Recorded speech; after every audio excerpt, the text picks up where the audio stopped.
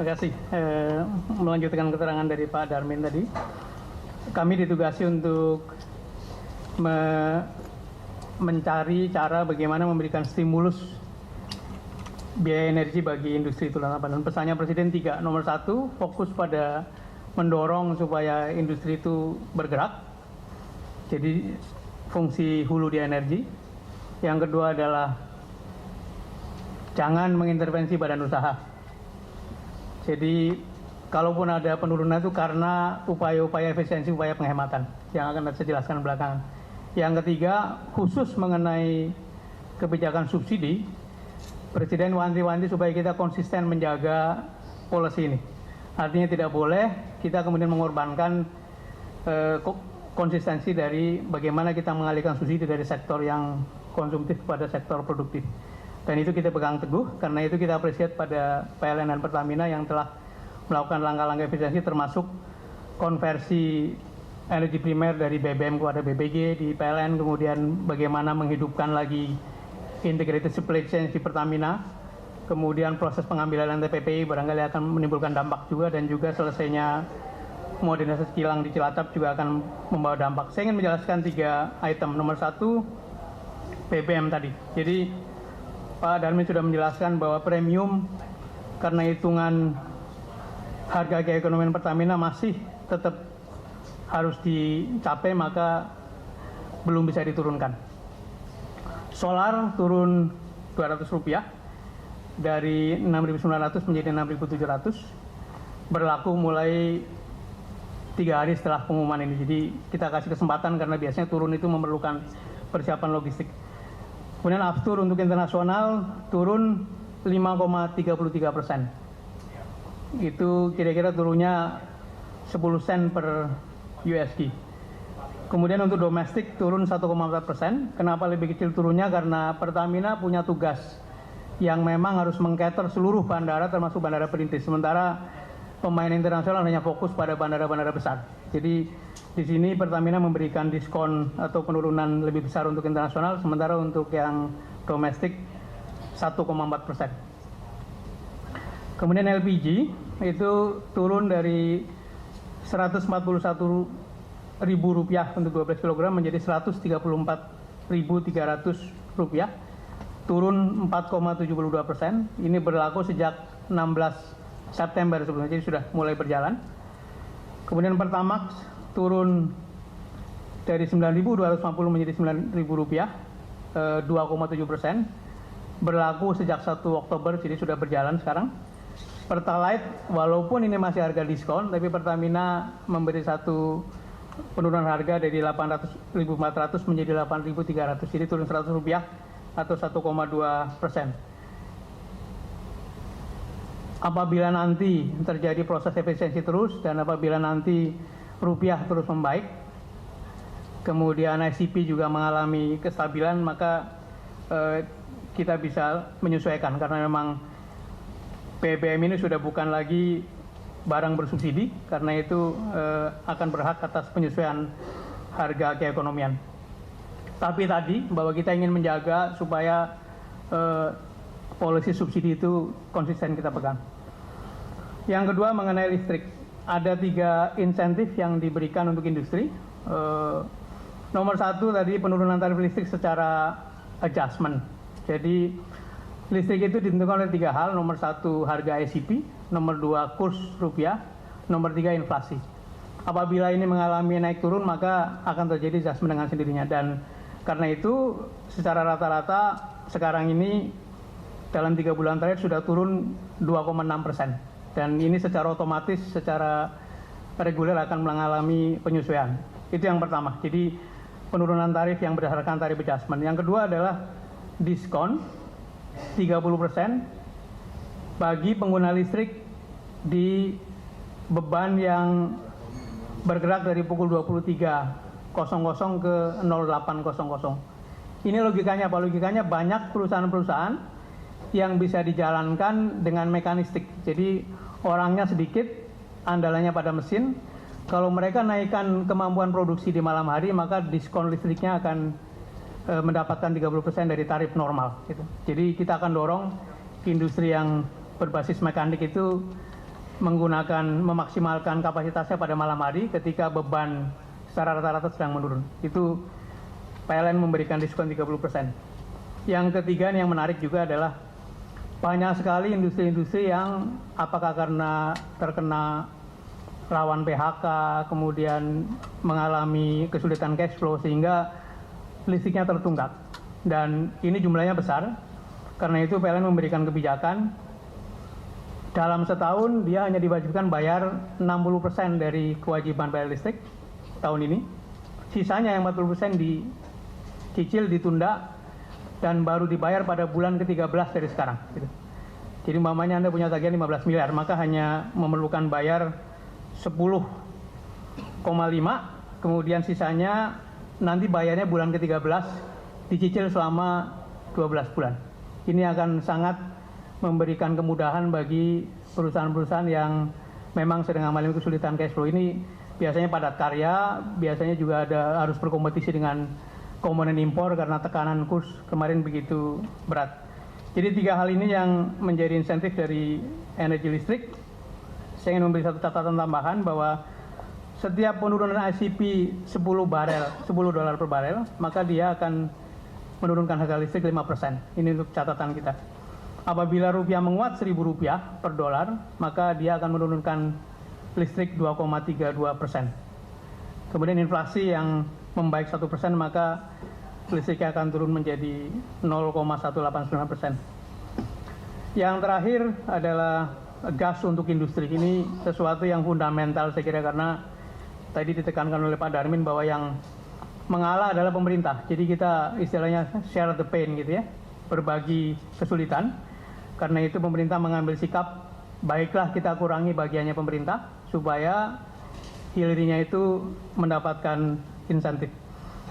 Jadi apabila nanti kita ketemu dengan pengusaha yang mendapatkan gas hulu dengan kontrak 6 sampai 8 dolar per MMBTU, maka penurunannya akan sebesar 0 sampai 1 dolar per MMBTU.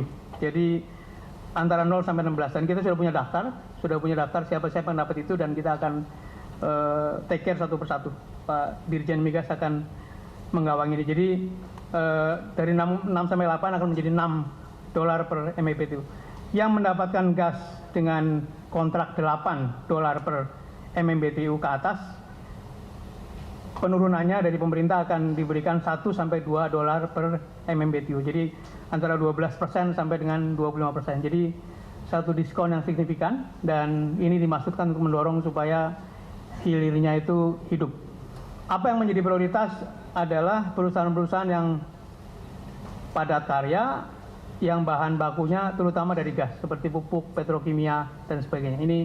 Ini juga akan disiapkan daftarnya. Kemudian penurunan lebih jauh bisa dilakukan apabila nanti kita sudah berhasil men-streamline rantai pasokan. Jadi kita banyak sekali intermediary function yang akan ditertibkan. Dengan begitu biaya distribusi akan menjadi lebih efisien. Ini juga akan terus memperkuat atau membuat harga gas kita lebih kompetitif.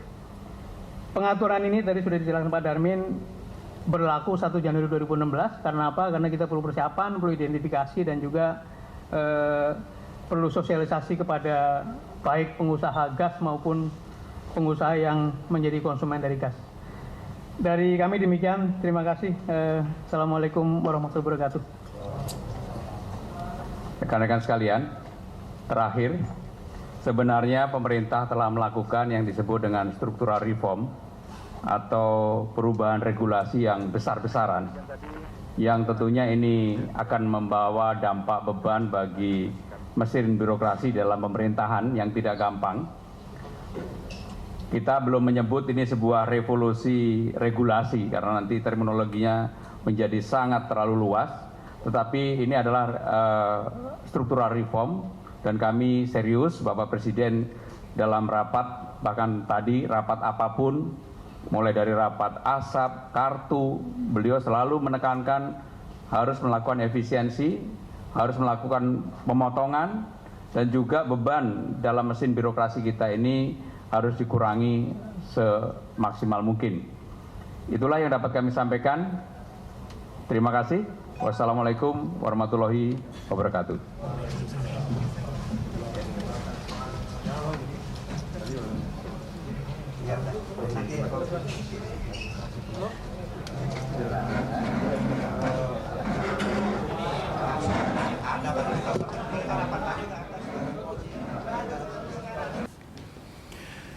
Pemirsa, demikian telah kita ikuti bersama laporan langsung atau siaran langsung kami dalam mendengarkan keterangan pers yang disampaikan oleh Menteri Sekretaris Kabinet Pramono Anung yang didampingi dengan para Menteri Bidang Ekonomi terkait dengan paket kebijakan pemerintah Jilid 3. Dalam keterangan tadi juga disampaikan bahwa pemerintah nanti dalam waktu dekat juga akan meluncurkan atau mengeluarkan kebijakan ekonomi Jilid keempat.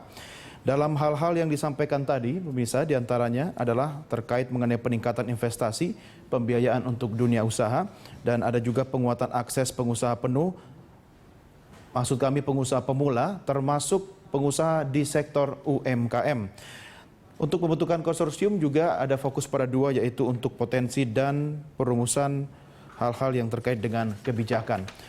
Dalam catatan kami, pemirsa, juga disampaikan oleh Ketua Otoritas Jasa Keuangan Mulyaman Hadad tadi bahwa perubahan dasar peraturan operasional terkait pada lembaga-lembaga perbankan ekspor yang sebenarnya bentuknya sekarang adalah bank, itu harus disesuaikan dengan lembaga pembiayaan ekspor, bukan dengan sistem bank seperti yang ada sekarang ini. Dalam artian, Mulyaman Hadad mencoba menjelaskan bahwa lembaga perbankan ekspor ini menjalankan fungsi ekspor dan fungsi lembaga pembiayaan ekspor, namun masih menggunakan sistem perbankan. Disampaikan juga oleh Ketua OJK untuk mendukung pembiayaan usaha, berbagai hal akan dilakukan terkait dengan melakukan deregulasi pemerintah di sektor ekonomi. Dalam kesempatan tadi juga Deputi Senior Gubernur Bank Indonesia itu Mirza Aditya Suara menyampaikan keterangan mewakili Gubernur Bank Indonesia Agus Martowardoyo yang saat keterangan pers ini disampaikan, Gubernur Bank Indonesia tengah berada atau bertugas di Peru. Menurut Deputi Senior Gubernur Bank Indonesia, bahwa pasar telah merespon positif terhadap deregulasi yang telah dilakukan oleh pemerintah, baik paket kebijakan ekonomi Jilid 1, Jilid 2, dengan demikian lahirnya paket kebijakan ekonomi Jilid 3 ini sebagai bagian dari respon pemerintah terhadap respon positif pasar terkait dengan paket-paket kebijakan sebelumnya, sehingga juga berdampak pada penambahan suplai valuta asing. Ya pemirsa, disampaikan juga bahwa rupiah dalam 3 hari terakhir ini juga mengalami penguatan yang cukup signifikan atas dolar Amerika Serikat. Sementara itu, Menko Perekonomian Darmin Nasution memberikan beberapa catatan, diantaranya hal-hal yang terkait perizinan atau pengurusan perizinan, syarat-syarat melakukan usaha di Indonesia akan dipermudah. Hal ini tentunya berdampak pada penekanan biaya perizinan sehingga membuka ruang yang lebih luas bagi investasi baru di tanah air kita. Ada 2 hal yang ditekankan oleh Darmin Nasution, Menko Perekonomian. Yang pertama terkait dengan penurunan tarif dan harga yang mencakup yaitu tarif harga BBM untuk jenis Aftur, Pertamax dan Pertalite yang memang sudah mengalami penurunan. Dilanjutkan dengan tarif BBM solar yaitu turun sebesar Rp200 per liter menjadi Rp6.700 per liter untuk harga eceran, sementara solar non subsidi juga mengalami penurunan. Terkait harga premium tetap, sementara gas untuk pabrik akan ada penyesuaian. Dan pemirsa, perlu sampaikan juga dari keterangan tadi disampaikan bahwa aturan terkait dengan gas mulai berlaku per 1 Januari 2016. Yang terakhir disampaikan terkait dengan tarif listrik, ada diskon khusus sebesar 30% pada jam tertentu yaitu pukul 23.00 hingga 08.00 waktu setempat. Dan yang terakhir yaitu menyangkut bidang pertanahan, terkait dengan Peraturan Menteri Nomor 2 Tahun 2015 dan juga keterangan dari Menteri SDM yang mendorong industri tumbuh serta subsidi akan difokuskan pada sektor-sektor yang produktif. Ya pemirsa, demikianlah catatan kami terkait dengan breaking news yang merupakan laporan langsung kami dari Kantor Kepresidenan di Jakarta, yaitu keterangan beberapa menteri terkait dengan kebijakan ekonomi pemerintah jilid 3 yang diluncurkan. Adapun hal-hal yang menyangkut penyesuaian harga akan mulai berlaku 3 hari dari saat kebijakan pemerintah ini diumumkan. Pemirsa, demikian breaking news. Ikuti informasi selengkapnya dalam program-program kami selanjutnya. Saya Doni Rekaiser, terima kasih dan sampai jumpa.